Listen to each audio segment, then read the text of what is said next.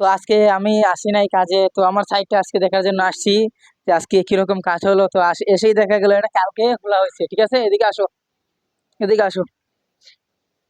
হ্যাঁ, আজকে 3জন মানুষ আসছে, এখন বাজে আপনার 10টা 10। ঠিক আছে, তো ওরা 3জন মিলে আজকে মানে একটা একটা রুমের সেন্টারিং খুলছে। তো এখন ভ্যান গাড়ি নিয়ে আসছে, এগুলো নিয়ে যাবে। তো ভ্যান গাড়িটা দেখাও একটু।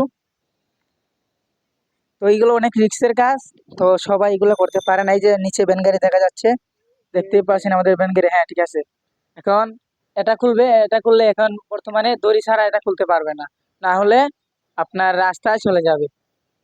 না তো আমি টিকটক করি না তো। হ্যাঁ, এটা মাইক।